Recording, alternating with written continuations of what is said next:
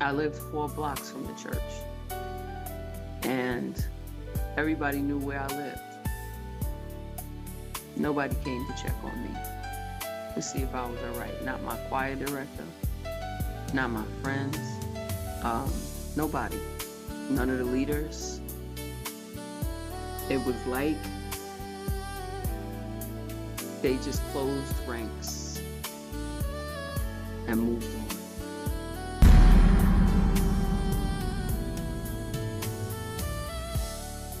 We have today spiraling up with Joe, Meah Joe. How you doing, Meah?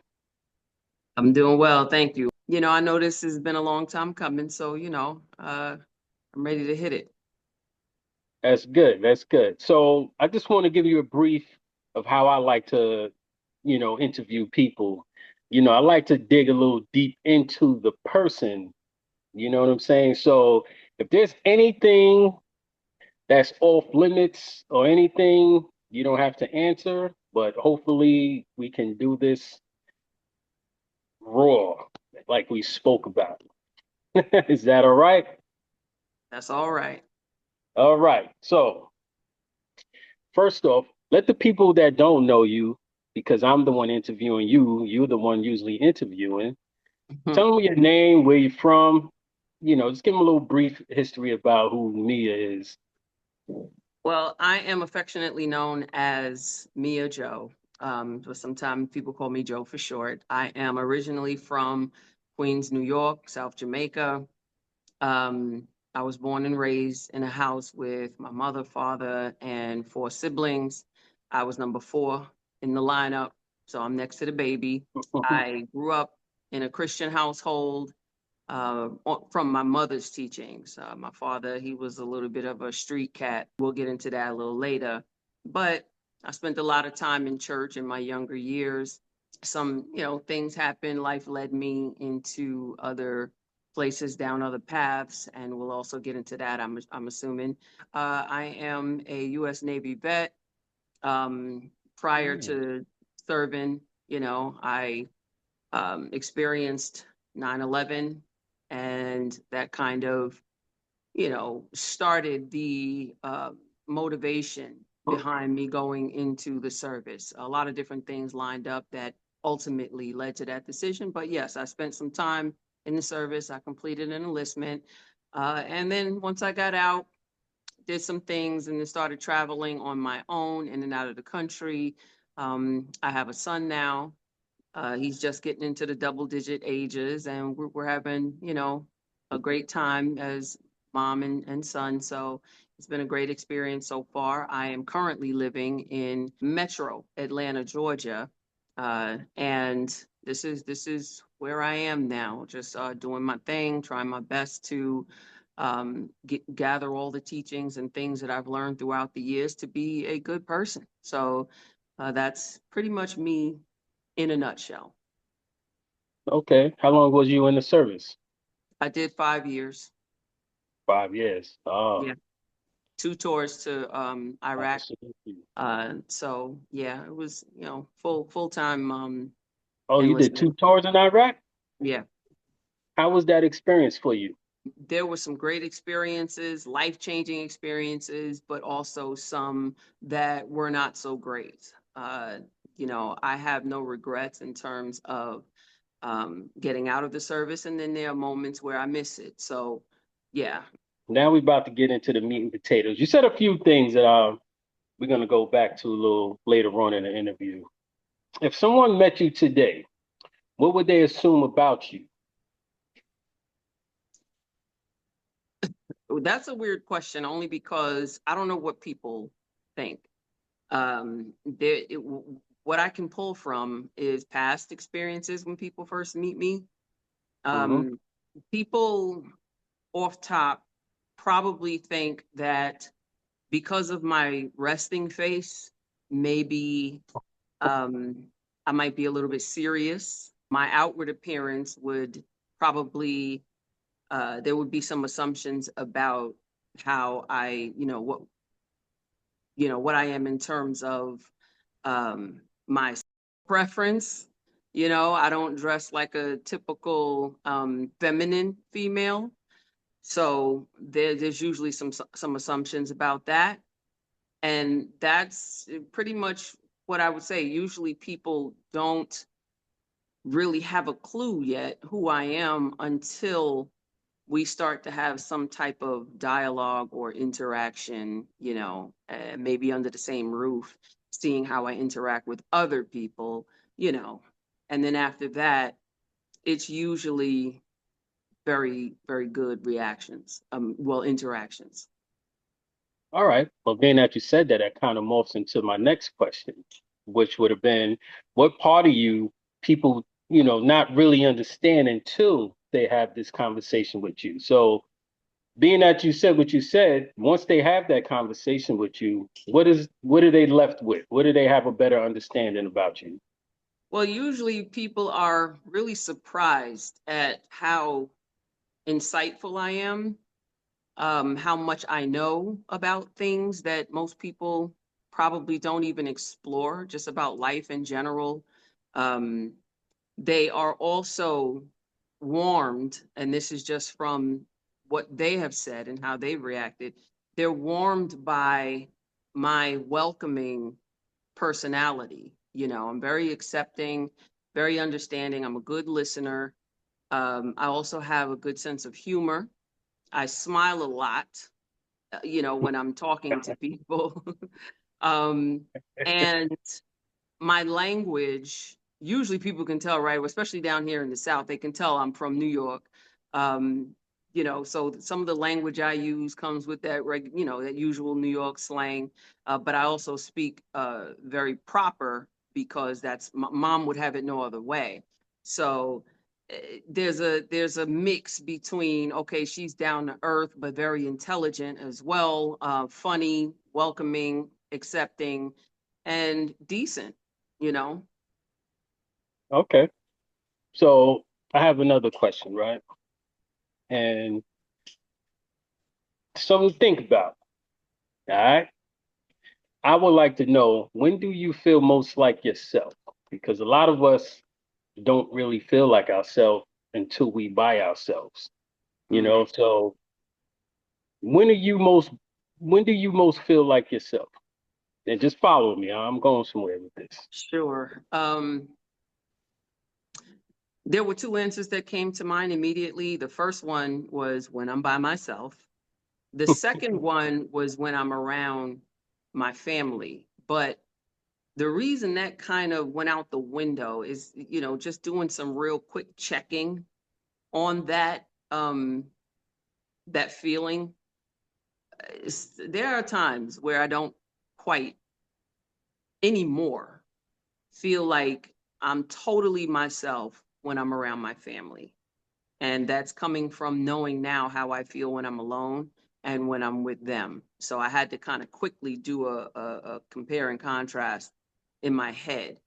I'm more like myself around my family than I am with other people, but still there are aspects of me that I think I tuck away a little bit even when I'm around family. So Okay, to answer your question more concisely, I feel most like myself when I'm by myself. so when you're around family, and as you've mentioned, what's different about you in those moments? I'm not as pensive when I'm around my family because we clown around a lot. We grew up doing a lot of laughing and joking. Yeah, there's been drama like there is with every family, but there's not a whole lot of quiet time. So even as a kid, I used to sneak away and go hide behind the curtain or something and stare out the window or something because I didn't know it then, but I needed that time alone, because everything was just always so busy, loud, there's always something going on. So when me and my family get together, especially now because we don't get to see each other a whole lot, we use that time to do what we love to do, which is laugh, joke, catch up, talk about our children and things like that. So, Yeah, at those times, I'm like loosey goosey. I'm not really thinking too much about anything. Even though in those times, I'm still very conscious of certain things about me, whether it's my appearance, how I sound, how I'm sitting. I got a lot of movement in my head that has nothing to do with what's actually happening in the room. So it's my little secret, but I'm careful not to reveal that to everybody or, let it be known that I got other things going on in my head. So most of the time, I'm just kind of going with the flow, being who I think I'm expected to be in that moment. Not that my smiles and laughs are not genuine, they are, but there's still some other work going on inside. That's all I'm saying. All right. So have there been experiences that pushed you to see yourself differently? Sure, a lot. There we go. Let's go. What are they? There's different times in my life where things have happened that so we literally have to start from the beginning, I think, because Oh, let's go. I want the raw. This is the raw uncensored. We got Meah in the hot seat. You usually so got people in the hot seat. So I have the pleasure of putting you in the hot seat. So this is what I would like to know. So we all got right. to go back. Let's go back. So We ask got me the time. question again so I'm sure I'm answering it correctly. All right. Have there been experiences that made you see yourself differently? Okay. So as a child, um, I don't know exactly when it started to happen where I started to be conscious of me and aware of me. Um, I I think, well, first of all, I'll give you an easy one. I was a tomboy.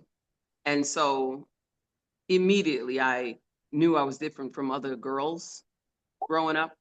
Sometimes things were said that were not so nice, but you expect that from children, but as a child, it didn't feel good, because it wasn't a compliment. It wasn't meant to be taken as a compliment. It was meant as an insult, and that's how I took it. But then it kind of all went away when I would go to the park and play ball. I was always playing with guys, handball, basketball, whatever it was, baseball, dodgeball, even in school, whatever it was. People sort of, you know, the ridiculing kind of stopped when they saw how good I was. Everybody wanted me on their team, and they were shocked at my talent. So that's where it was like, okay, I don't care what people say because what mattered to me was winning. I was, I'm playing the sport and I'm just trying to win.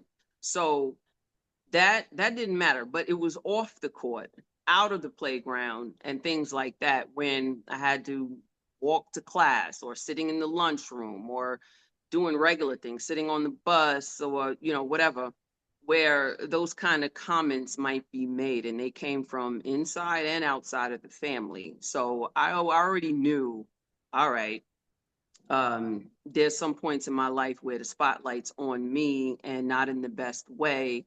So it made me start to realize, okay, there's something different about me. So that's childhood. That's early childhood, right? I think that's where it started. The other times, I guess, would be when I was in church and I started to get a lot of favoritism in the church.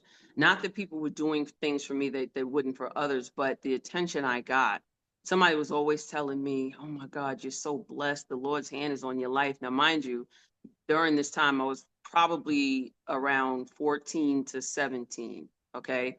Well, let's say 16, that age, about those few years, 14, 15 to 16.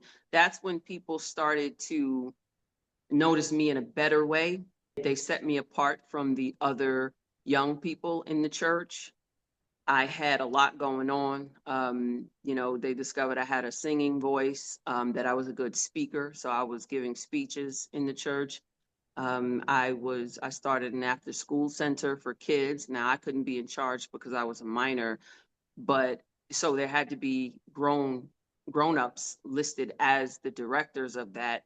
and those that were in charge, but I essentially ran it because it was my idea, and I had the respect of older people as a young person who was very serious about my walk with God and the image, I mean, excuse me, the mission and the vision I had for the young people in the church. So I was kind of like on fire. So they let me just do me, and they trusted that, and it did make change.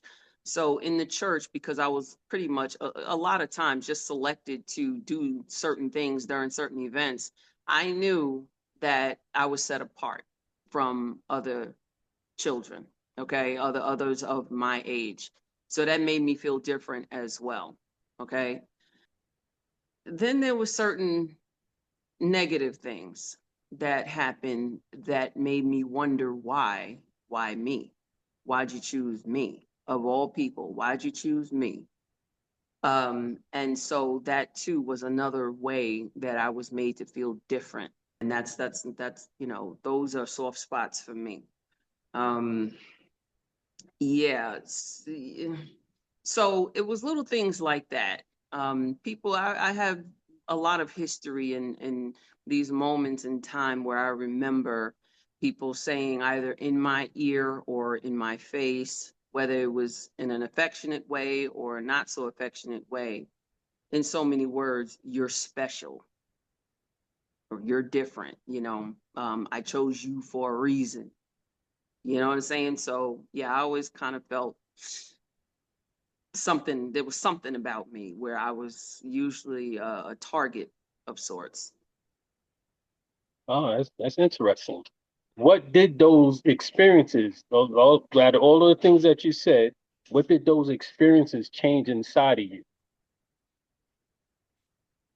I became really self-conscious. I wasn't Mm. as confident anymore about who I am and my abilities. I started to feel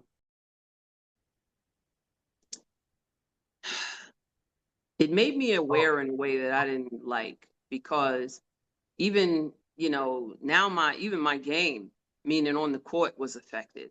I just became too aware of people watching. I suddenly could feel eyes on me when I didn't before. So, and it would mess me up. It's like, if I'm playing and I'm just in my zone, I'm not aware of people watching, um, then I'm doing my thing. I'm making shots, I'm doing all kind of tricks and blah blah blah. You know how any ball player would know some things you don't even think about. It just comes mhm. instinctively.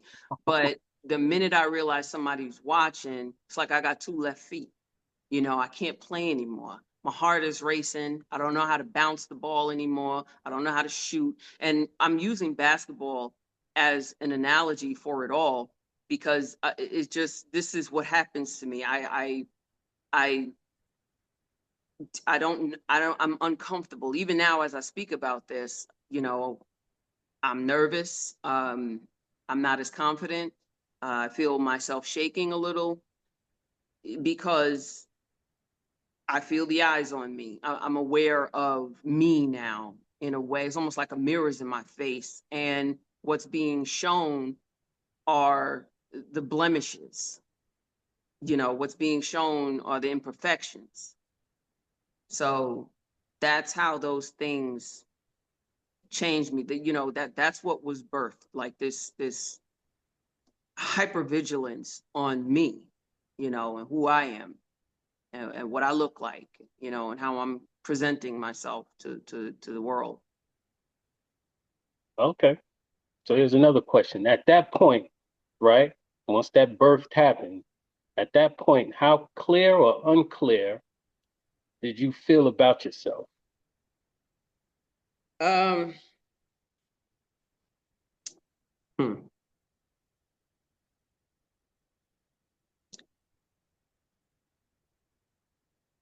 You could take your time. There was still something inside me that knew better than to believe the negative stuff. But in order to prove that to myself, I had to be able to stand in that same confidence when I was around people. It's easy to tell yourself, are you good? Like screw what people think when you're by yourself. But when it's time to get back out into the world, it was a little harder to convince myself of that. So, um, yeah, life became a little more stressful, a lot more stressful, I'll say. And that's when I feel like I picked up a script that was written for me, and that's what I tried to follow instead of being my authentic self. You know, I started to do things that I felt like people expected me to do or what was right or acceptable. You know what I'm saying? Hmm. Um, so that happened over a period of years. I think it just got worse and worse and worse until it came to a head, you know. Okay. So is that feeling still present now, or is it something that you wrestle with day to day, or is it something that comes periodically? It's an impulse that I have to check. So I've gotten better with checking that. Because the good thing is that over the years, I've learned to love who I am. I love myself. But just because you learn to love yourself doesn't mean that um, those automatic reflexes don't still happen.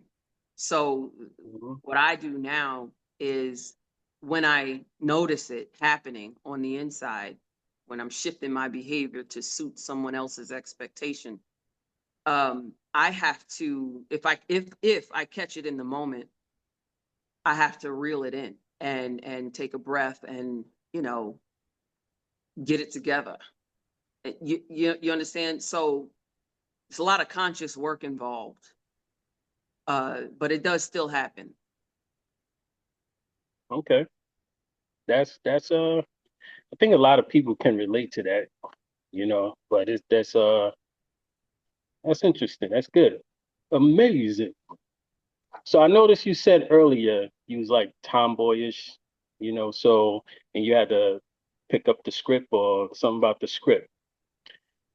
What took place in that time? What's the script that you had to flip and pick up as you said, excuse me. Mm. Like I said, I was born with my mother being a devoted Christian, and so we went to church a lot. And in church, you know, there's a certain way we had to dress. Okay. And so when I was younger, let's just say we're fast forwarding to like 80s, 90s, right?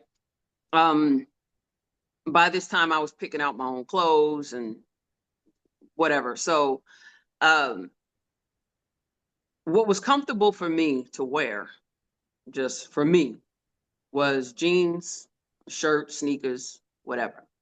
Um, very rarely, if ever, did I choose to put on a skirt or shoes and things like that. When I had to go to church, I knew it was appropriate to wear girl clothes. I have no problem with it. That's just what I just grew up knowing. So I would put on whatever feminine clothes my mom had for me, right? So whether it was a dress or skirt, definitely shoes and black. Even in school, we had assembly where we had to wear a skirt and shoes and a white blouse. So it wasn't hard. It's just that I was probably the only one out during recess playing football in a skirt. You know what I mean? But if it was my choice, like after church, I'm going straight home, throwing those clothes off, the skirt, the dress, whatever it is, the shoes. I'm putting back on my shorts or my jeans and I'm running outside or to the park or whatever. So I was comfortable dressing that way.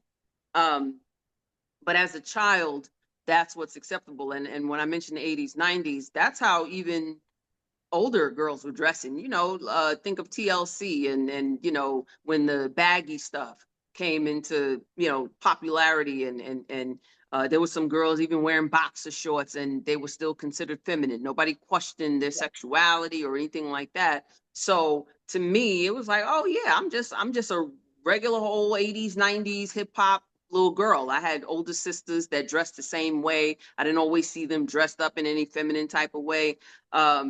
not all the time anyway, so a lot of the clothes I wore were actually hand-me-downs. I wore my big sister's clothes, her Reebok sneakers, her shirts, her polo shirts, all of that. Um, so yeah, so at that point, I feel like I was just doing what was normal. When the script came, I think it was a little bit later, um, when I was in church. I remember this lady at the church saying to me, I was walking, I had a dress on and shoes.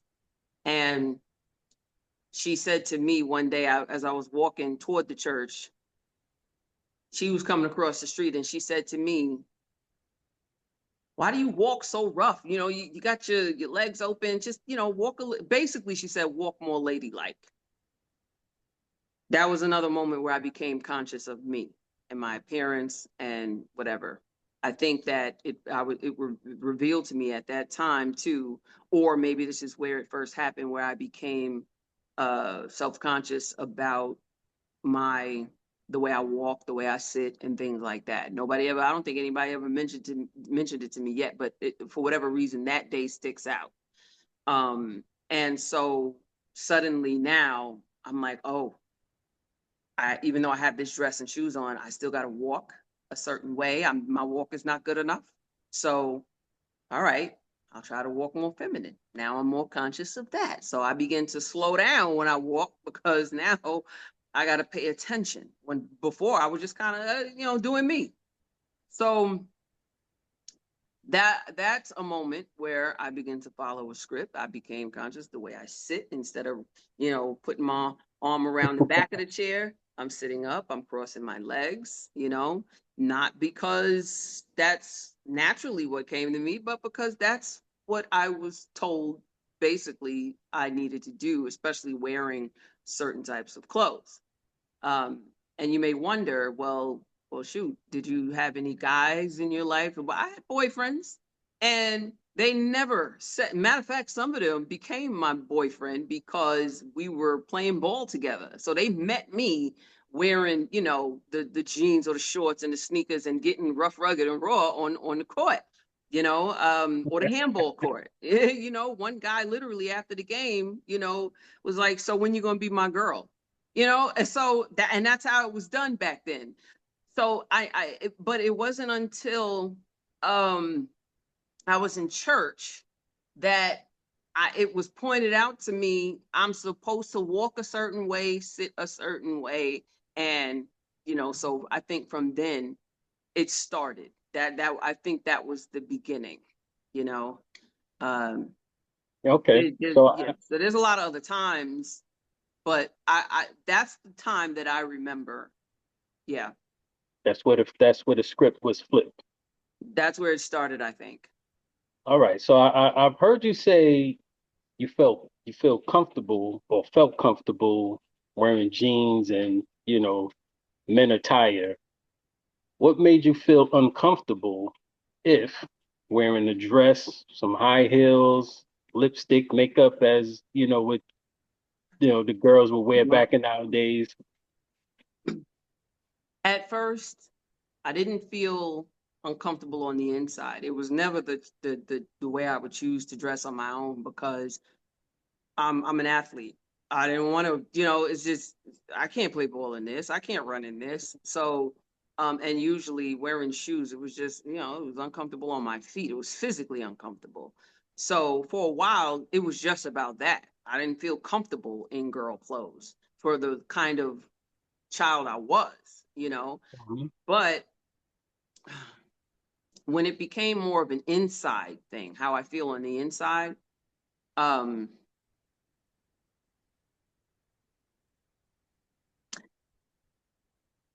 now wearing feminine clothes or dressing feminine in any type of way, having clothes kind of stick a little bit closer to my body. Um, okay, so there was this man across the street, this old man. Um, we used to call him Nail It Shut You said because nail it shut. Nail It Shut. I heard you say So nail it shut. What's that? Can you explain why? What is that? Yeah, Nail yeah, it shut? briefly, real quick. Nail It Shut was a nickname we gave this old guy that lived across the street from us. He lived there forever with his family, so we were very familiar with him, but we were also familiar with his car constantly backfiring, right? And I think one day it backfired to the point where his trunk would never close anymore. So what they actually did Nailed it was they shut. nailed the trunk shut. So me and my Oh, family, my brother and sisters just called him Nail It Shut after that. So anyway, so he was a guy that lived across the street and he used to sit up at his little top window looking down at the block. And like any other kid and like the rest of the kids, I was always outside playing and, running around doing whatever. Now, we had a candy lady that used to come through the block who, when we saw her, we knew we could run up to her and ask for candy. She always had candy in her bag. So she was the candy lady. Then we had my uncle always had some type of chocolate. He gave, those dollar chocolates that you would sell. I don't know why he always had them, but he had them and he would always give them to us. Then it was, can I have a dollar? I want to run to the store, whatever. So we, a dollar was a lot of money to a kid my age at that time. Now, Nail It Shut, he was another one. There was one day I think he gave me a dollar to run to the store and, just spend however I wanted to spend. We were familiar enough with the people around the way, so it wasn't strange to me. And as a child, I definitely did not foresee anything, by that. It was a regular thing as far as I was concerned for the kids around the block. So, um, one day he kind of eyeballed me, right?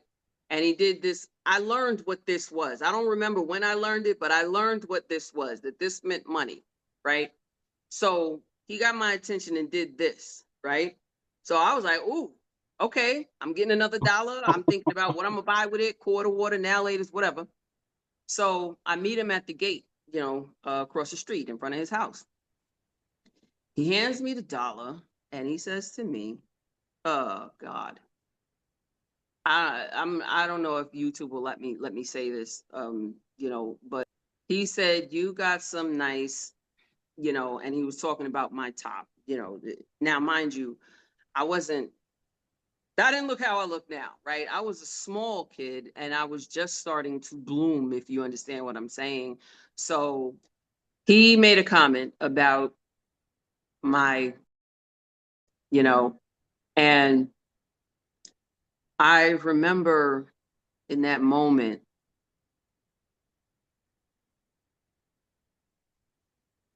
trying to, I hate reliving this, but I felt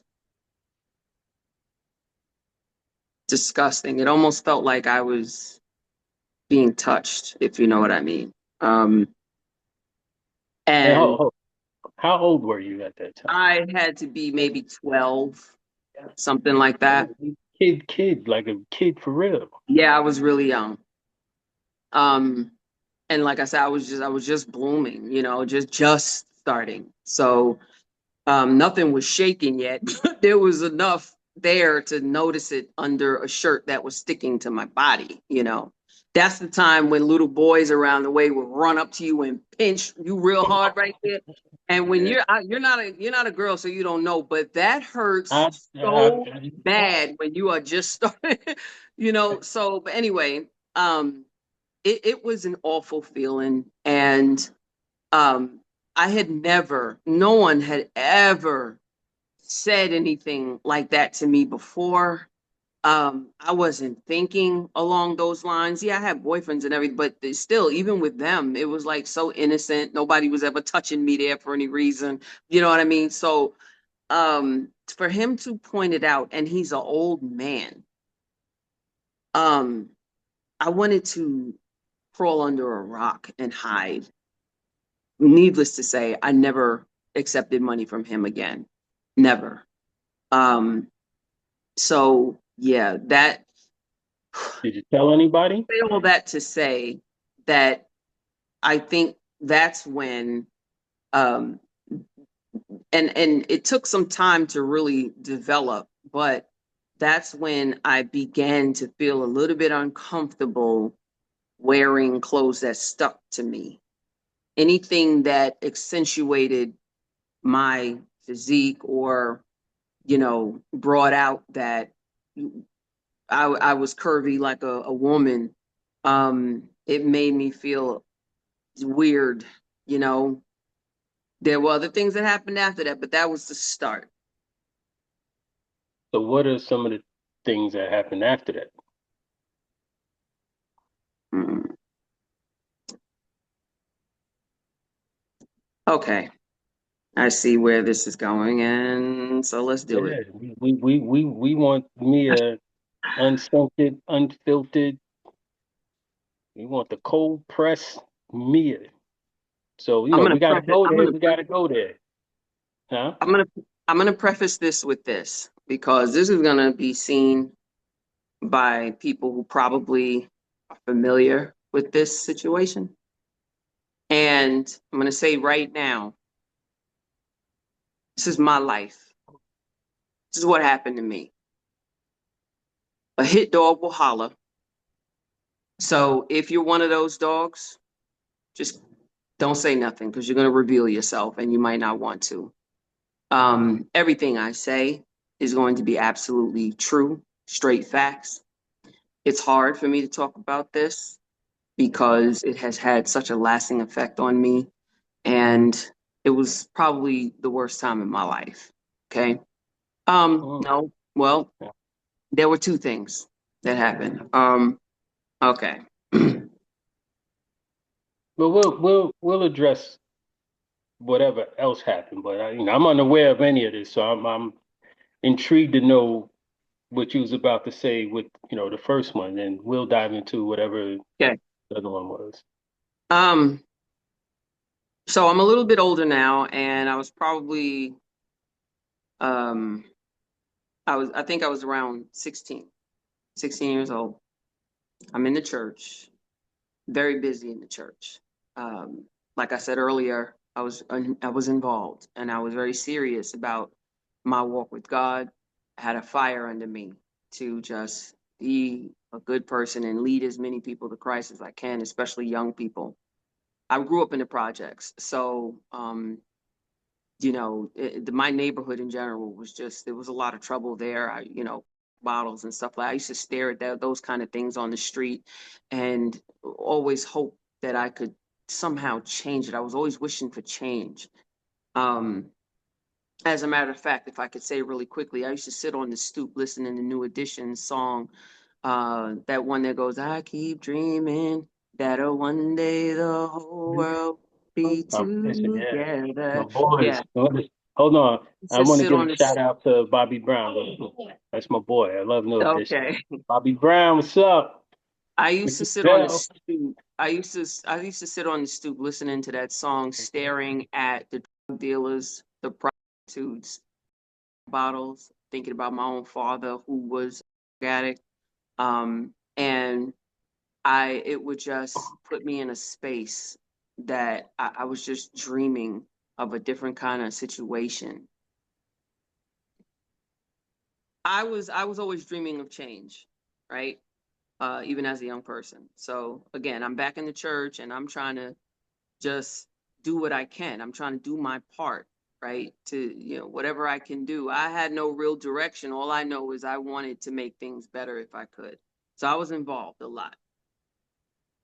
Um, right around that time, um, well, first of all, when I used to come home from school, I used to go straight to the church office because that's where my hangout became. Everything was church. I went to all of the church services.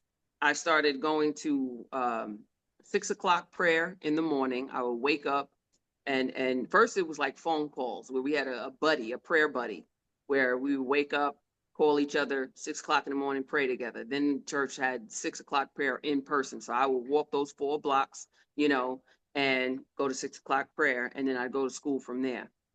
Every church service I would go to. Um, and so after school, I would just go to the office. There was a lady that worked in there. Jesus, why can't I remember her name? But she used to work in there and we were cool. Like she was a really nice lady. I used to sit in there. We used to chat and I would help out wherever I could with whatever, a lot of different people that I knew would come in and out of the office throughout the day. So I was always happy to see everybody. So I was a well-known face to everybody.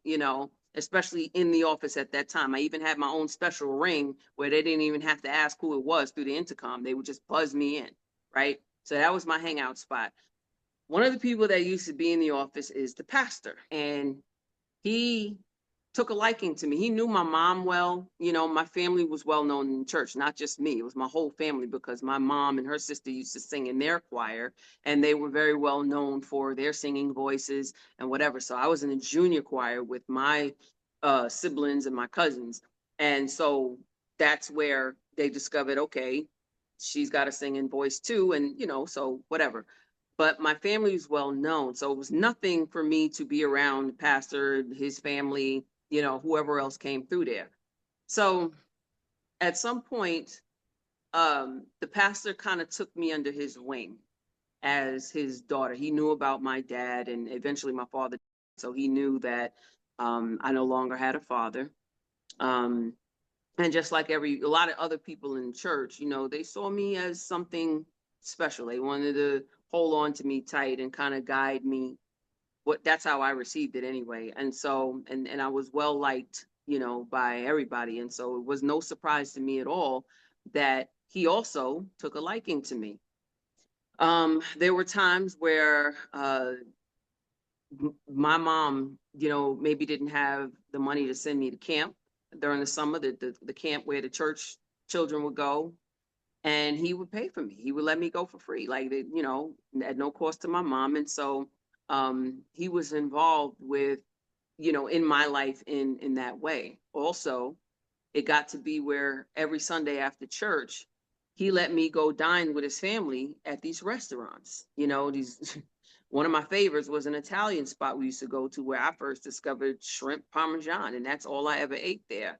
Now, just so the people can understand, we didn't have a lot of money growing up as kids. And so we made do like any typical Black family living in the inner city would do. So we didn't have all these special meals.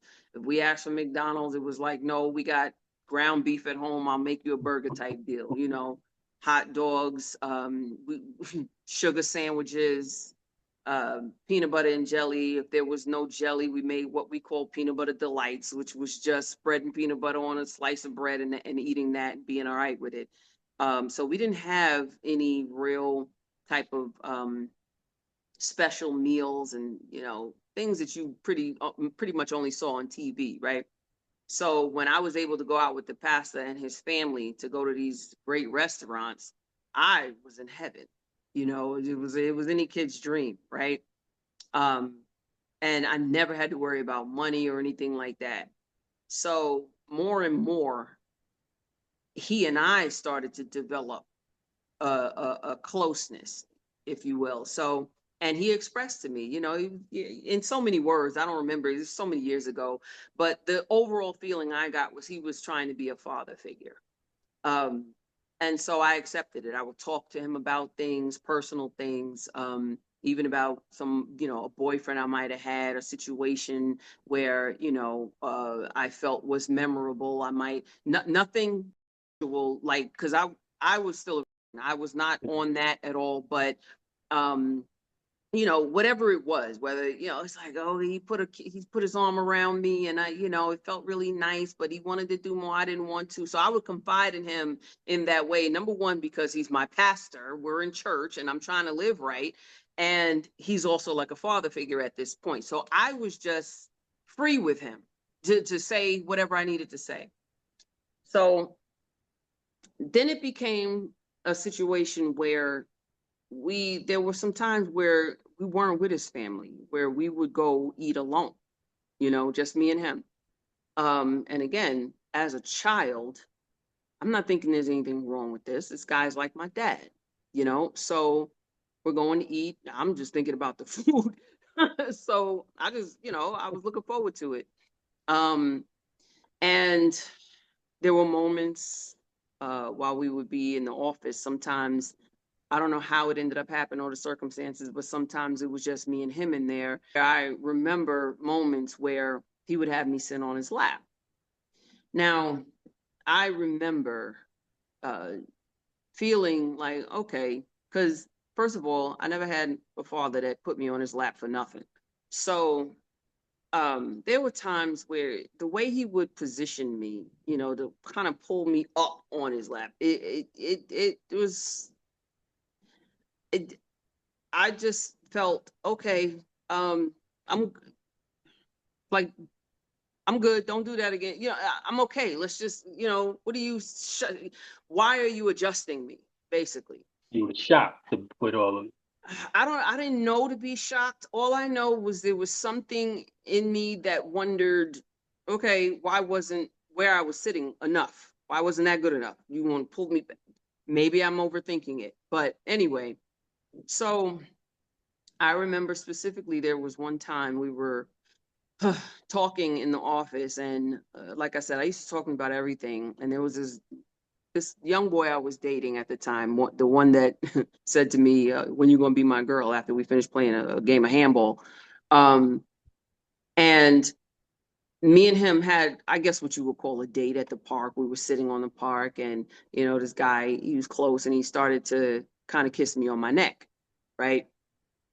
Very innocent. He wasn't aggressive or anything like that. I guess it's what any young boy would do. But that's when I realized, okay, my neck is a soft spot. Like that's a weak spot for me, and I didn't know it because I started to tingle, you know. So nothing happened with me and him, but I remember talking to the pastor about that, and I was like, you know, I was kind of feeling a little bit convicted because of the way I felt. As a Christian, you know, you're taught if you start feeling a certain way, then there might be a problem. So I was like expressing that to the pastor. Either way, he found out that my neck was a weak spot. So moving forward, um, we are going somewhere in the car, and I remember it was the evening time. I don't remember where we were going. It was a regular occurrence with me and him at that point. Um, but I'm in the passenger seat. Let me back up. He picked me up, and I from home. So I'm in the passenger. I get in the car. He opens the door, lets me in the car. I sit down, and I reached over and opened up his door. He gets in the car and says to me, basically, wow, if you've seen the Bronx Tale, then that's when the young boy in it I realized saw he's that got one of movie. the great ones. You know, uh, Hmm. he gets this speech about, okay, if you open a car door for a lady and she doesn't reach around to open it for For you, you, let her it ain't go. the one. I didn't know anything about that movie or that, you know, doing that. I instinctively though, I just reached over and opened. So when Pastor got in the car, he basically complimented me on that and said, you know, wow, you know, you did it. Basically, you did that thing that you did was a great thing. And I was like, okay, you know. So I I I felt good that I did it because I didn't know it was a thing.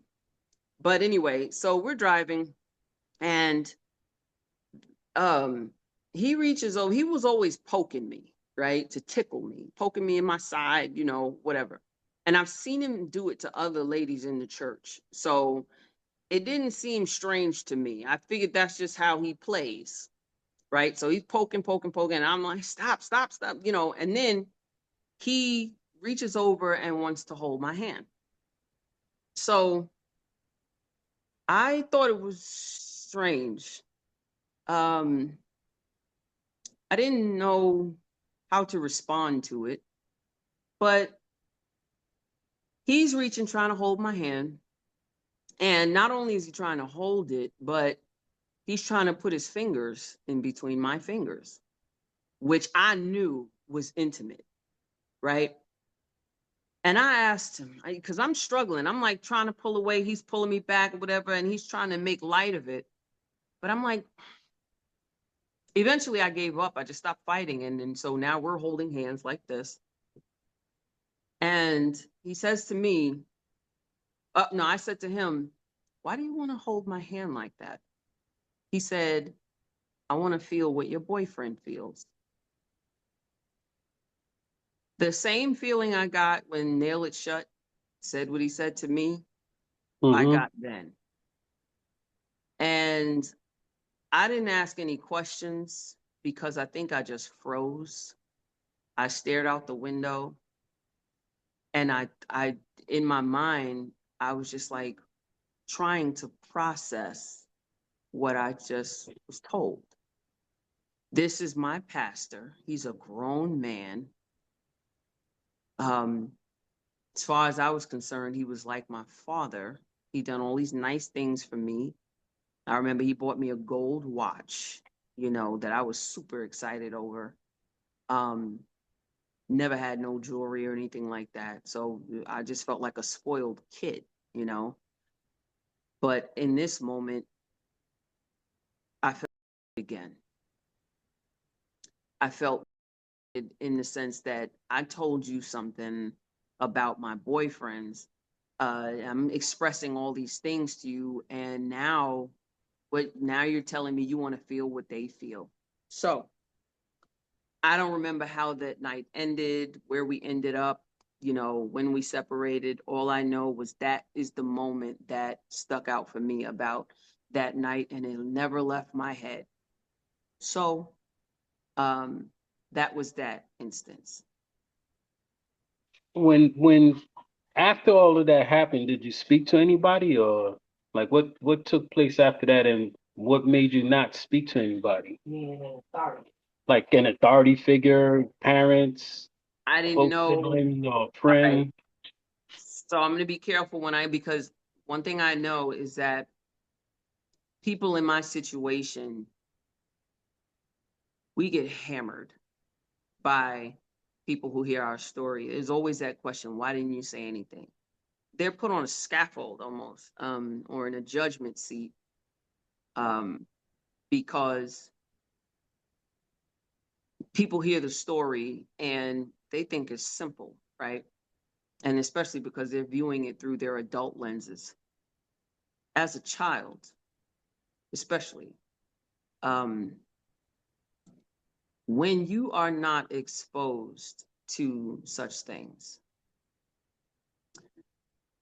when you are like me in church all the time, surrounded by people who are worshiping God, tears in their eyes, speaking in tongues, um, praying for you, laying hands on you, and having these breakthroughs in life, and everything is God, God, God, God, mercy, mercy, and all of this church talk.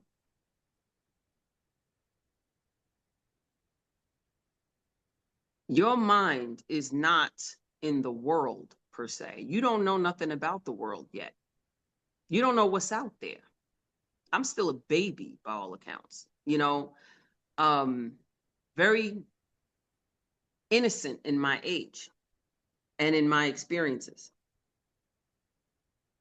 Um, so what do I say? How do I say it?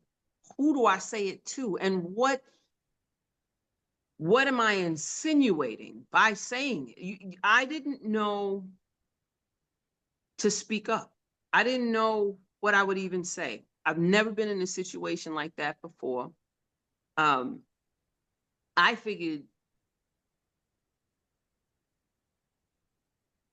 it was shocking to me because of all people, I didn't expect that kind of thing to come from him.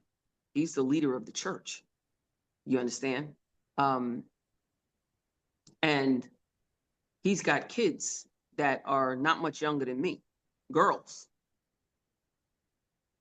and a wife. Okay. What am I going to say? What? It could easily be flipped around like I'm the one with the mind that's off. I didn't even think that far about what they would think about me if I said anything, but it was more, I was just in shock. To use more in shock opposed to saying, okay, I have to say something to Yeah. somebody. I didn't know about talking about nothing, you know? Mm-mm. The one time I spoke up about something, I almost got taken away from my mother because I talked about, in the house, which was actually a toy. I didn't know it. It looked real. But um, my fourth grade teacher, I didn't know it then, but she was trying to take me away from my mother because of it. My mother went Mm. through a lot to make sure that they knew I was not in any danger. Um, all I know is that teacher kept saying, "You want to come and live with me?" And da, da, da. And I was saying, "Hey, I she lived in Long Island, out of the hood. I liked her, as a teacher, and she was always so nice to me. I just saw a life away from the one I grew up in, which was hard. We were poor, Yeah. It's like, you ask any young kid in that situation, they'd be like, "Word," you don't really know the magnitude of what that means yet. You know what I mean? So, but my mom had to fight to keep me. So the one time I spoke up about something like that, it was not the same kind of situation, mind you, but you kind of learn over time. Just shut up. Just keep your mouth shut. You know what I'm saying? You don't want to put yourself out there. Let me ask So you something. Was that situation you're saying right now before the church situation? yeah, I was in fourth grade when that happened. Okay. Yeah. So I want to ask you something. How was your well, how at that time? Well, just in general, but the question is going back to this part in time in your life. How was your relationship with your parents? Hmm. There was no relationship with my father. He when I was 12, I believe, or 11. And when he was alive, he was the guy you stay away from as much as possible. He was not a nice man. Um, the whoopings were not nice at all. He was on, so he was battling that. Um, and my mom, she was busy working, trying to keep a roof over our heads. There were five of us, remember? So nobody got any special type of attention. So mom was in survival mode. So as kids, we entertained each other for the most part. And so, I mean, when she could give us attention, she did. Like when we were going to sleep, she would sing us to sleep, read us books, right before bed and things like that. We woke up sometimes for early morning devotion. I want to say that was later on in the years, though. Um, that was it. There was not a real relationship there at all. I remember my father maybe smiling at me maybe once or twice in my life, and that's because we connected on music, but there was no conversation. It was just a look, and that was it. But my father was not somebody you play with. So that was the relationship that I had with my parents. You don't mess with them. My mom, she was strict in her own way. You know, um, she didn't let us wallow in pain and sorrow and things like that. She was militant. You know what I mean? Because she was in survival mode. We got to be in survival mode. That's it. No time for tears. You know. So how old were you when your father passed away? I said I was about 11 or 12. Oh, I'm sorry, I didn't Yeah. remember saying that. 11 or 12? Hmm. Oh, wow. Sorry to hear that. I can relate. I have some of that on my end as far as the militant. My brother, he's that's a whole other conversation, but I love him to death. So, I'm sure you love your father and I've learned to love him once I, learned about his story growing up. It wasn't until I was about 18, though, that I first shed tears for my father. so well, you just said some, the story.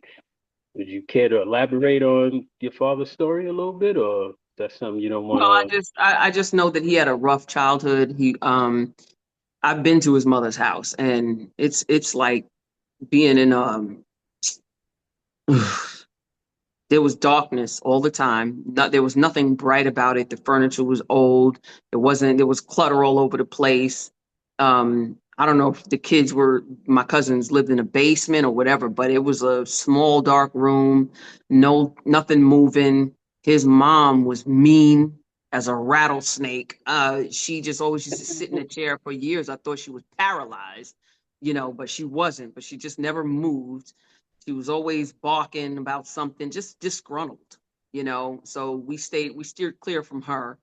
Um, so if my father grew up in that environment with a bunch of other kids, because he had a bunch of sisters and brothers, I'm sure he wanted to be outside the house a lot. And what was in the street at his time, okay, it was all kind of stuff that I'm sure he used to escape his own reality, you know. So by the time I started growing up, um, he was already well into his addiction, you know. So you can take Okay. it from there. It just So I yeah. have another question for you. What what are some things that are good about your father that you Oh, can share? Like, my dad was a musical genius. I loved his music. He had this Casio keyboard that he would play, and his songs, I loved them so, so much. Um, my father had a great ear for music. The artists that he would listen to, some of his favorites was Anita Baker, Stevie Wonder, Michael Jackson, especially the Thriller album, Earth, Wind and Fire. All of those. Lionel Richie. Like I loved his musical playlist, if you will. So that's what was great about him. My father was also a good looking man. He wasn't hard to look at. Um, he just had a mean face. So, but yeah, and so, that's but all. like outside of music, because I'm sure that his talent is, you can sing and you definitely do your thing with the keyboards. But if you just take away the musical side of him, just the day to day in the house with your dad, like what are some things that you can say like, wow, my dad, my dad was this. There's just some positivity, some positive stuff. Or were you just too young to No, I wasn't too young. There's just not those days. I'll give you one if I'm being totally fair, where I got a glimpse of a good guy from him, or at least a fun guy. Me and my brother, we were in my bedroom. Me and my little sister shared bedrooms. Her bed was on one side, mine was on the other side. And me and my brother, we were thick as thieves at that time in our lives. And so uh, we had this tin box of crayons, this tin can. There was a big tin can, and there were a bunch of crayons in it. And me and my brother, we went to war with those crayons. He was behind one bed, I was behind the other one, like we were in a trench or something. And we were coming up, and I mean, throwing crayons at each other. My dad was in the house. At some point, we looked up, and my father was in the doorway, and Oh, we knew that was our butt, yo. We were like, we just froze. that But all my dad, it seemed like eternity went by too before he said something. But when he spoke, what he said to us was, y'all make sure y'all clean up this mess when you're done. And me and my brother looked at each other and we went ham even harder with the crayons. So that was the one time where I was like, Dad is cool. You know what I mean? But How long did it last? that didn't last. It didn't last at all. That was the probably the only time that I saw that. Oh, yeah. I just had this image in my head of me and my little sister putting barrettes in my father's hair. He was just sitting there letting us put barrettes in his hair. That was it. Okay, so yeah, so that happened when I was about 3, before we even lived in Jamaica, Queens. The crayon war happened in Jamaica, Queens. Maybe a year or two before my dad. So I was already like 9 or 10 years old, whatever. But those are the two times. Now you said don't talk about music, so I won't mention the time about music where we connected. Yeah, right. But outside of that, that was it. That was Did literally you it. ever hold your dad's hand? And maybe walking in the street, when we had to be somewhere. Like I remember walking with him to Uncle Eric's house, or something like that, and he might hold my hand. It's nothing I remember though. I just remember trying to keep up with him because my father had a bebop, Walk about his fast. walk. Yeah, you So better keep I was up. trying to keep up with him, but that was it. I don't remember necessarily holding hands, but Did you ever definitely get a hug? no Did your hugs. father ever hug you? Never. No. Not that I remember. Now, how as being that you're grown and you could reflect on some of those things, like how does that make you feel, or does it make you feel anyway? I don't spend time thinking about the fact that my father didn't hug me because I have complete understanding about where he was in life. Yeah. So, I forgive him for everything.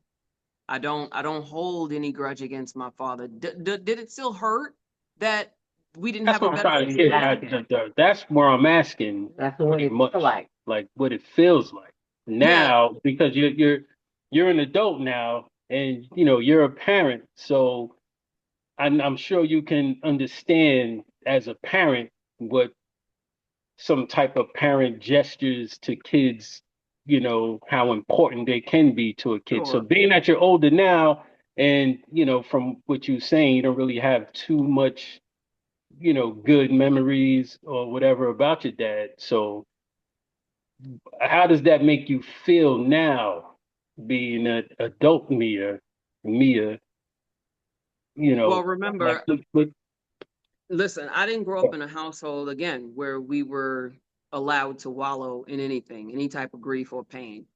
So I compartmentalize these things. I don't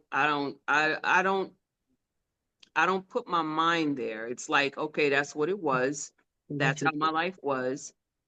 And because of where I am now, it's like, hey, I made it through it.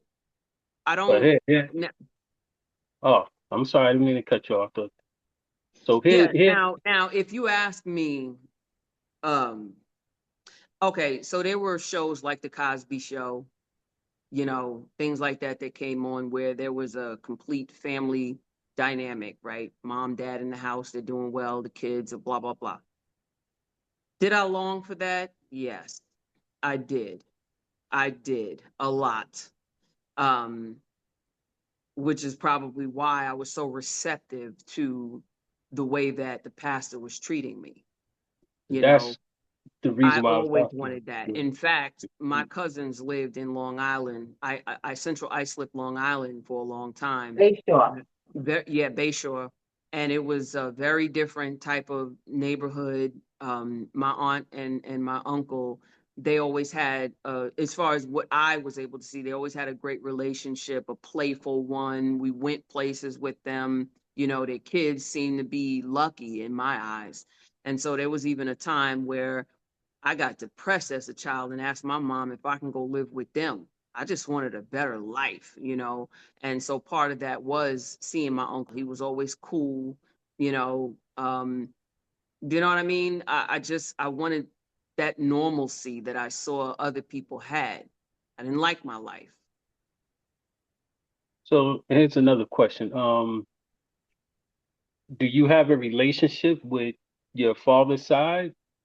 Like, are you in touch with any of them, or like Well, what's that story like?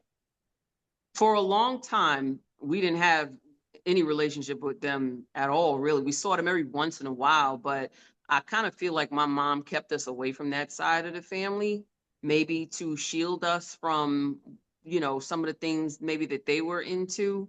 I think like my aunts, my father's siblings, my aunts and uncles, because there were a few of them that were kind of, products of the streets, if you will. And so, but I had always heard how I look like that side of the family, like I act like that side of. I was always mesmerized by the idea of who these people are. So we had cousins on that side too, that we saw every now and then, but it was always love when we saw them. but we didn't really have a relationship with them either. There was a couple of rare times, like I said, when my father would take us to his mom's house that we would see them, but there was never nothing to build on. It was never consistent enough to build anything. We were closer to my mom's side of the family. Okay. Now tell me a little bit about your mother. How was she as a woman? My mother, I wouldn't trade her for the world. Um, you want to talk about strength? Yeah. My mother was a mother. Um, she made sure we had everything we needed. Um, she was serious about keeping that house clean. Um, she was the mother that Oh, did is, not allow you to sit on her living room furniture. is that where you at with Probably, the cleanliness? probably. If I spill some ketchup on the chair, you want Nah, to take your head that's off? your neck. I'm coming for your neck. But so yeah, she as little money as we had, she made the house feel like a home. Um, $1 billion home. yeah, like people would walk in the house, and because it was in the middle of the hood, they weren't expecting to see what they saw when they came in our house because of the way that she Hmm. kept it and just the overall feeling. Mom's kept that house clean and she put us to work, no doubt. We was on our hands and knees scrubbing, so we learned from an early age how to clean. You know, so she made the house a home, and when we moved in the house, it looked like something off a horror story. Okay, no banister, no front door. Well, the front door was there, but it was chained Nope. to Yeah. the rim, to the frame. The floors were old wood that you better not walk barefoot on, or you're getting splinters. There's so many times we got splinters in that house. So it was no place you ever wanted to live. But somehow my mom, if you ever seen It's a Wonderful Life, that house that the lady was wishing for, that was all broken down and old and whatever, and she turned it to, that's mama, she turned that house into a home. Even when we had rough times, a lot of times the phone bill couldn't get paid, so we didn't have a way to make phone calls unless we dialed collect or went outside and used a payphone or something. um so I can tell my mother was still struggling, even with the great job she had. I didn't learn until later that a lot of that struggle came from my dad stealing things out the house, stealing money, objects, certain things that she would purchase, and because he wanted to trade them for, you know what I mean? It got to a point where my mom had to hide money under the rug. We knew where it was, but he couldn't know. And we knew better than to tell him. I mean, we weren't talking to my father for any reason anyway. We were trying to steer clear from him. But so we knew there was a struggle. But that's why I give my mom big ups, because she brought us through all of that, all five of us. She essentially raised us on her own. And some might even say that it because my father was there, it made things harder, you know, because he was there, because of the type of man that he was and what he was dealing with. But my mom, she got through that, and she didn't let him go, because according to what she believed, and what was taught in Christianity, you ain't supposed to get no divorce. Like, so you stuck, ain't no getting away from this man. So um my mother was a great woman. um she was affectionate when it was time to go to bed. She sang us lullabies, um, and read us stories and made them interesting. She'd make the little character sounds, and, so it was fun being read to. I remember one time waking up in the middle of the night with my head on my mom's lap, and she's braiding my hair. And I don't know what time it was, but as a mom and knowing the little bit of time you have for yourself, and things like that, it could have been 1, 2 o'clock in the morning. She's still up making sure we look decent enough to go to school. So she's braiding my hair, making sure it's done for school. And I remember that moment because it just felt comforting, you know. to wake up on her lap like that with her braiding my hair. But yeah, that's the kind of mother she was. She was serious. You better not act a fool around her, you know. Yeah, because my mom reminds me of two people, Claire Huxtable and Cheryl Lee Ralph.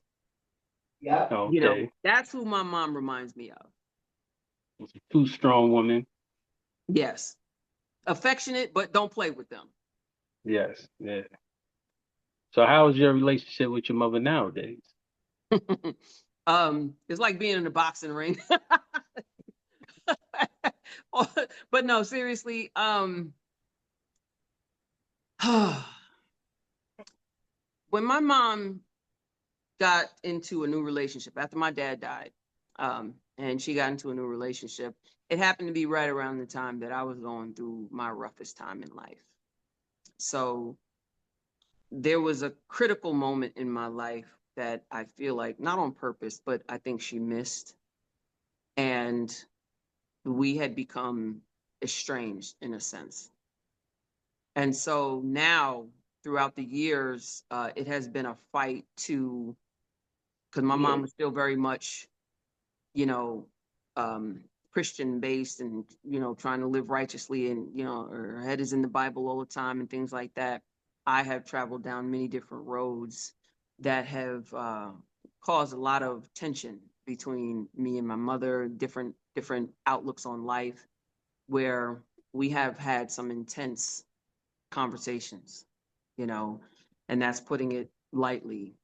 Um, and so, but at this stage in my life where I'm more secure, a lot more secure with who I am, the conversations have become more pleasant between us. So we have a much better relationship now. But there was a time where, boy, oh boy, it was like, yeah, so that I needed to get away, you know, find my find myself, to realize that my mother just loves me. That, she did the best she could, and because of what she believes, and the things that she values in life and things like that, and just the different time that she comes from, um, I understand more her approach and why she is the way that she is with me. Um, and so I don't let it rattle me so much. I'm really secure with who I am now. I'm not perfect, I still got growing to do, but our relationship is better. I deal with her approaches to me better. Okay. How did her and your father meet? In the hood. Would you know that story From or what I understand, did my father was after my aunt first. She wasn't interested, introduced my mom to him, Oh, wow, I didn't know yeah. that. And then, yeah, that's how they happened. But I don't really know too much about it. But that is something I was Oh, actually told recently. Yeah. okay. And how long was, because this you said it's 5 of y'all. How long was your mother and father together before he transitioned over? Like how Oh, how long were they with one another? 20 something years, over 20 years. More, yeah, yeah, over 20 years. I want to say 22 seems like the number coming in my mind, but it might be somewhere between 22, 25 years. Okay, okay. And I know you said so I know you said y'all would bump heads from religious stuff. Do you practice religion or what is your religious beliefs now? I saw you I make don't, a face. What is that? We just raw right now. So oh, the people don't know, and I don't know. So a lot of the stuff that you're sharing it is I'm learning it now as we go. okay. So Yeah, I don't practice a religion anymore. Um, I would even venture to say I know better than to practice a religion. Um, but I studied a lot of different things, and from those things I pull what I feel resonates with me. I pull from those things. to guide me through life. I feel like I've always had a relationship with the Most High, if you will. But a religion, no. I don't practice a religion. Okay, so when you and your mother would bump heads, as far as, you know, she has her beliefs and you have your beliefs, how did that make you feel? Well, at first, I was on the defense constantly. I was angry. I was an angry teenager. And when I say teenager, I mean late 17, 18, like my last couple of years of high school and early into my college years. I was very angry because I was in a dark place. And so me and my mother, with her still being very much a Christian, and me having gone through something major, you know, in the church, yeah, I was angry at God. I was angry at my mother. I was angry at everybody. But understand, this came after being so sad for so long and feeling alone and uncared for and pushed aside. You know what I mean? That turned into anger, especially when it seemed like my mother had a disconnect with what I had been through. It seemed that she was refusing to see something, and I'm trying to get her to see, like, yo, you know, take your head out of the book for a minute and listen to me. But there was a struggle with that.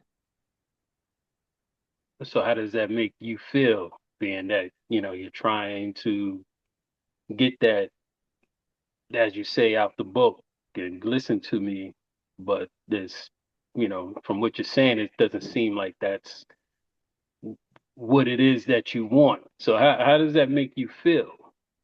Yeah, I didn't want that kind of situation with my mom. I just, I did, like I said, it made me feel like I needed to run and go find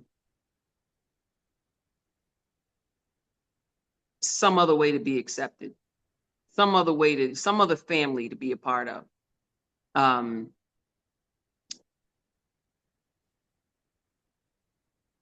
It's pretty deep. I want you to explain a little more in depth of, you know, because that's deep. when you're not heard at that age and having gone through the kind of things I went through, you don't know what to do with what it is you've experienced. Um, and so all you can do really is either become a recluse or you can do things for attention. And I was both. In many instances, I was a recluse. I was a strange person. I was a strange person. Um, but at the same time, um, I would wild out if you push my button, one of those specific buttons too hard. And my mother was one of those people sometimes that would push that button. There were others that would do it as well. And I would bug out.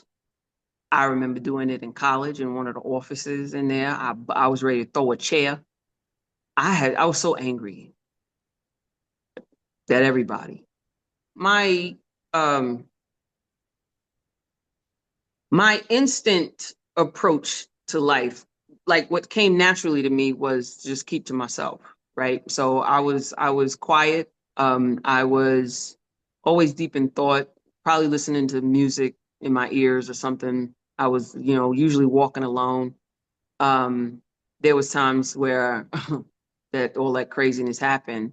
Um, I would sneak out the house, put on a hoodie, maybe 1, 2 o'clock in the morning. I remember it being cold outside at that time. I would sneak out the house and walk up the street down the projects block, um, and the bodegas was always open, but they had just that little window. I would go Yeah, I buy a remember. Lucy. I buy a Lucy cigarette because, once what happened to me in the church happened, I did a complete flip.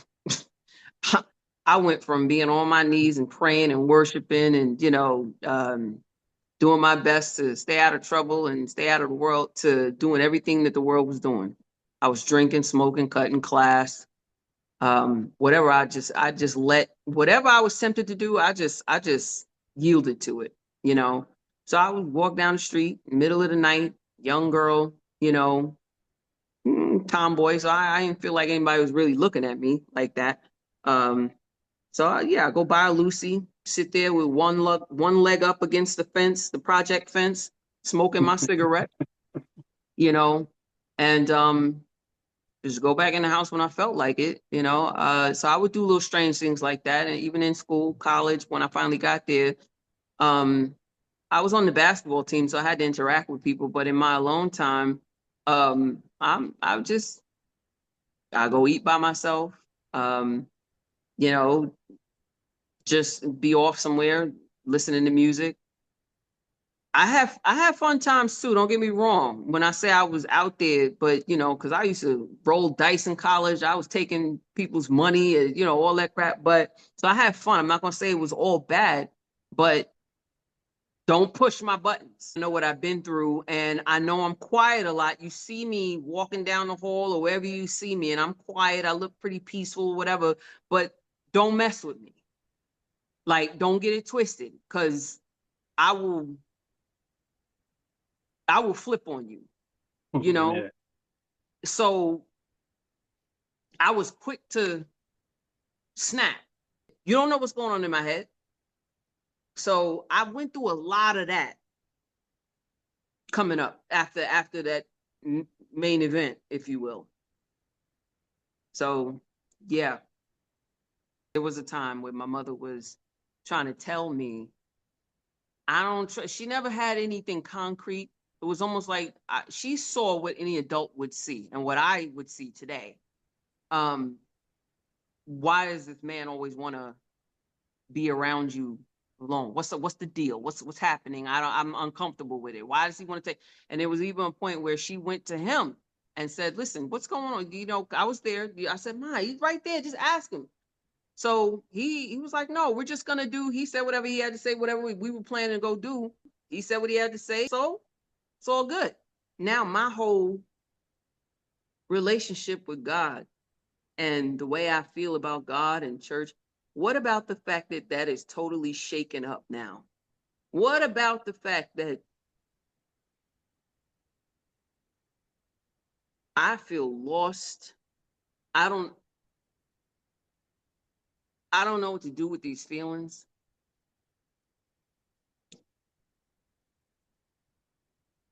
I don't know where I am. I don't know where God is. I thought I was doing the right thing, living the right way, doing what I was taught to do. And what about the fact that this happened by church people and I didn't think that was possible? I thought that's what you find in the world somewhere. Um, but the world was in the church and I just didn't know.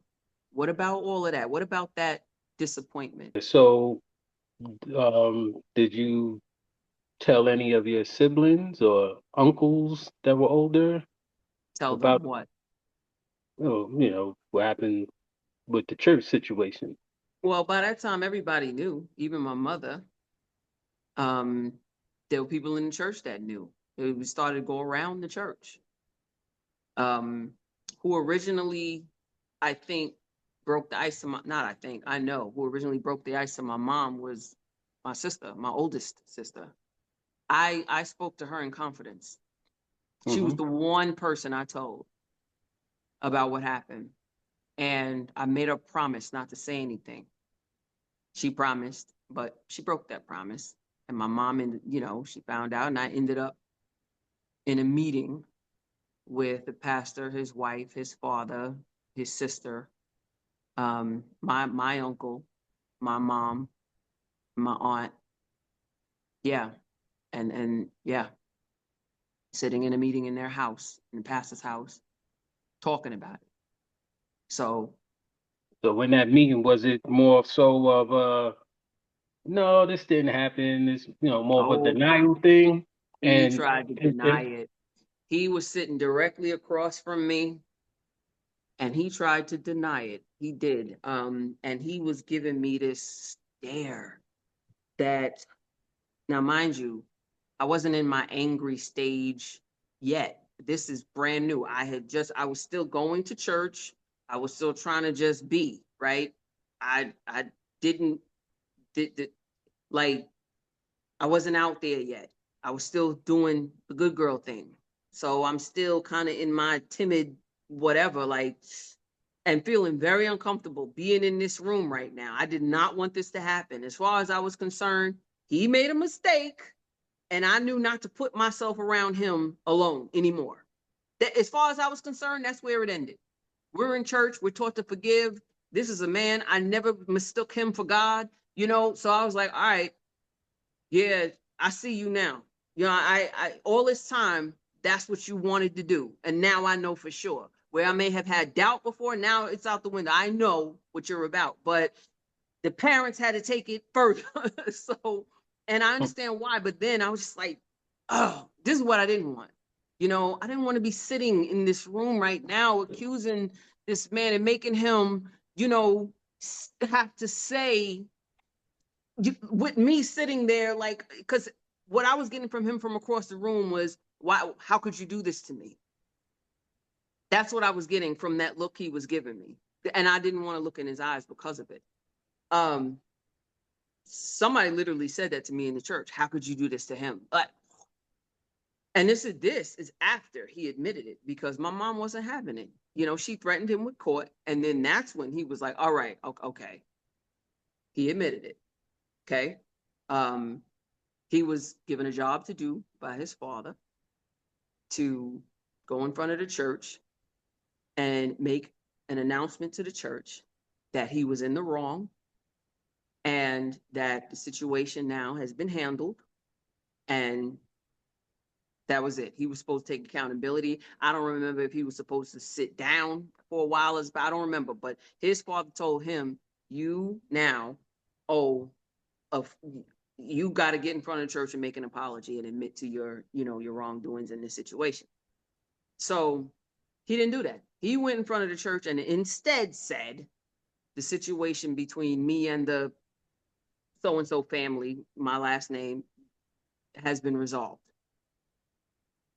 So that's all he said. He left you it didn't for say anybody to nothing else. think whatever about the situation. And of course, that was my first lesson in how congregations will protect the predators. They will protect the leader at all costs. It didn't matter what I was saying happened, that I was not at fault. They chose to believe he was innocent and that I was the guilty one. And how dare I expose him?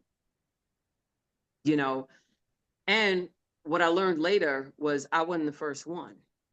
There were other young girls that came forward after my situation God. blew up. And I know these people knew. They knew already. So by the time mine came out, it's not like they knew who was wrong. They knew who their pastor was. I just didn't know. But they knew who he was, and they still ridiculed me. They told me I was no longer welcome in the church. Somebody specifically told me that. Um, she was an elder in the church who always liked me, well, I thought she did. And let me slow down because this is not a simple thing.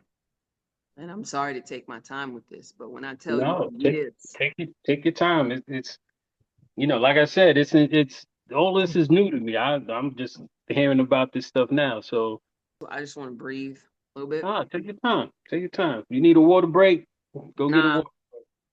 Okay. um,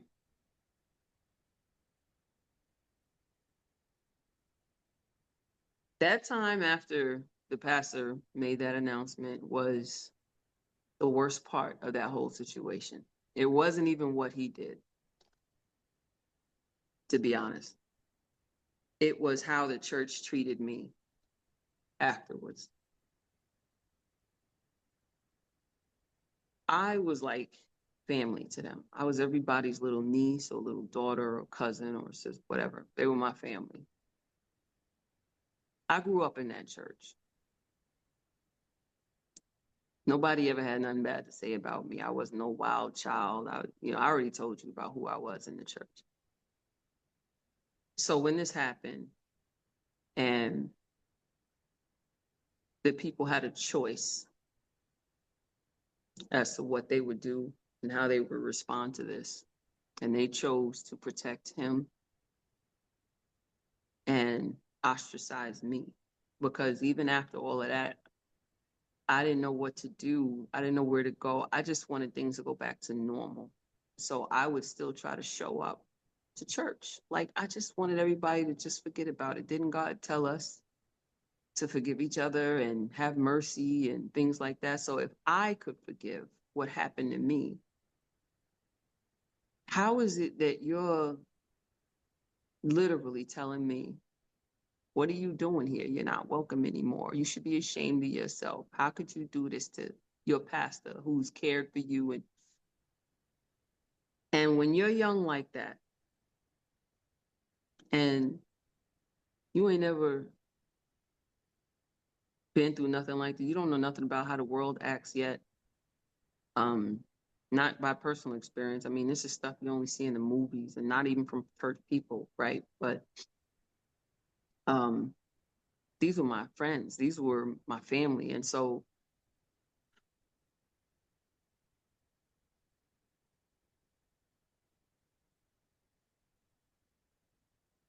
you want to talk about a walk of shame out the doors. There was even one time where, silly me, I tried to show up at the restaurant where I knew the pastor and his family was, because I was so used to going to dine with them. I tried to show up and just sit amongst them like we used to be. I just wanted everything to go back to the way it used to be. And the pastor's sister, everybody was looking at me in an awkward way. I didn't understand it because, again, I'm young. I don't really know. And I was a little bit of a airhead with that situation. I didn't get what the problem was. But um, she got up. She came over to me and she said a prayer over me. Basically, God help this girl, blah, blah. I don't remember exactly what she said, but she said a prayer for me that came across more condescending than anything. And then they dismissed me. So I had to do a walk of shame out of that restaurant, up from the table where I used to sit and was welcome. I had to walk away and tail tucked between my legs and, go home. I lived 4 blocks from the church, and everybody knew where I lived. Nobody came to check on me to see if I was all right. Not my choir director, not my friends, none of my ex-boyfriends, nobody, none of the leaders. It was like they just closed ranks and moved on. Like I was nothing, like I didn't matter. They didn't know and didn't care where I was headed after that.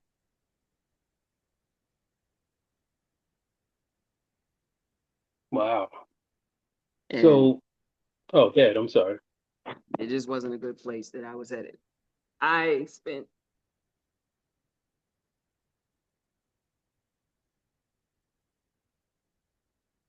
I spent so much time in the middle of the night crying to God and asking, why? Why did you let this happen? I yelled, I screamed, I cried.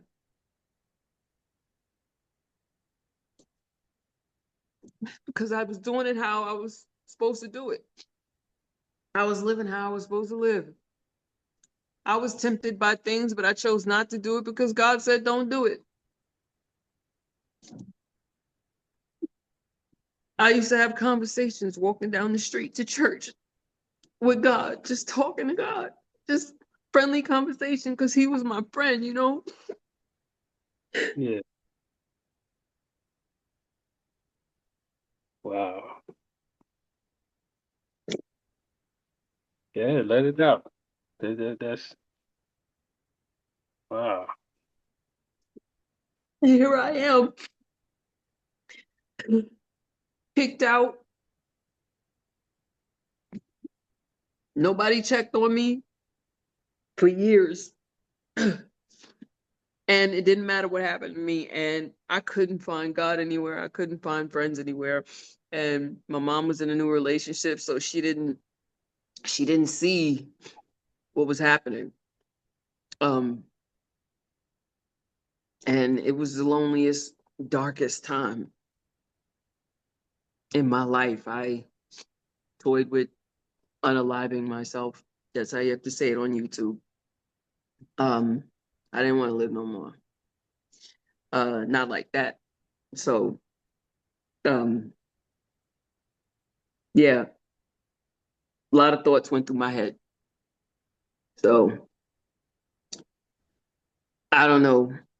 I don't remember what your original question was, but um, It's all right. These are the best type of conversations. It's all about, just releasing and telling your story.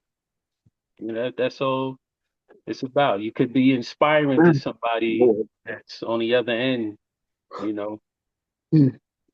Now I do It's have amazing to me how is this still screws with me the way it does. that was gonna be my next question. Do you still have those? Well, it's a couple of questions in one. Do you still have those feelings that are still there that make you feel alone when you could be amongst company? Because I know you said, Oh, boy. because I know you said, you had friends and nobody came to check on you. So that's why I asked that question. And what what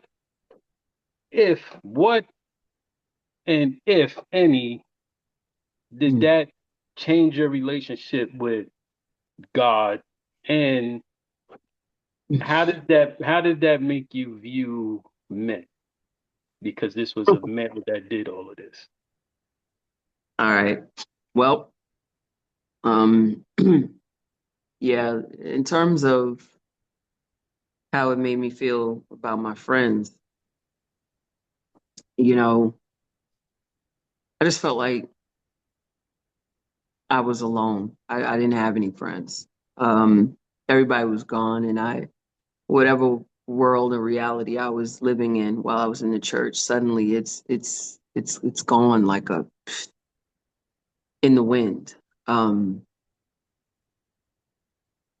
and then, social media comes along as a thing, right? MySpace and then Facebook and all these things. Um, and then you see your friends who were your friends, people who were supposed to be your friends on Facebook, still all together, having a good time,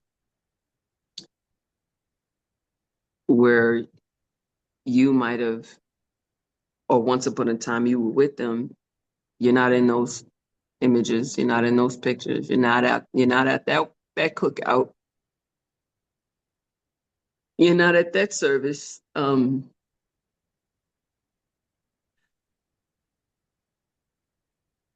They have had outings and things like that, and you're just not there. Everybody seems so happy. They seem so happy, and I'm just broken. But when I tell you there's nothing like the feeling that people move on and like it's nothing, like you never mattered, those images said exactly that. They moved on, it didn't matter. I didn't matter. Ugh. Yeah. That church girl is long gone. Yeah. It just, what ended up happening is I realized I got a lesson, a hard lesson in phoniness. I got a hard lesson in that these people ain't for real about their walk in Christianity. It's a big joke. It's a joke. It's a performance. It's a hangout spot. Church is a hangout spot, and that's it.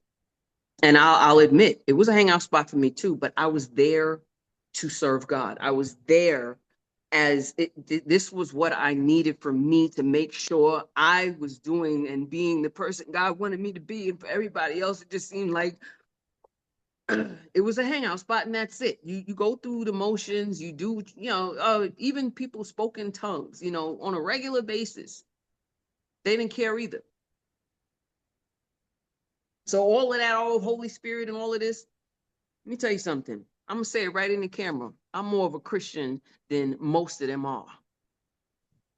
In my actions, especially the woman that I am today, I'm more of a Christian than any of them ever were. It ain't just about saying it and showing up to church. Yeah. Wow. That's Because I you ain't have never been nobody like that. And I'm very careful about how I treat people.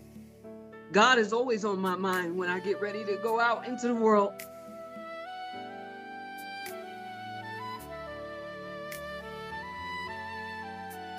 He's still there.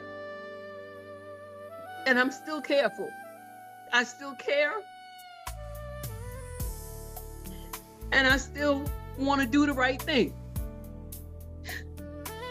How does that just turn off when you go to church every Sunday? How did this just turn off for people? And the very basic thing, about loving your neighbor. I was your neighbor. I lived just down the street.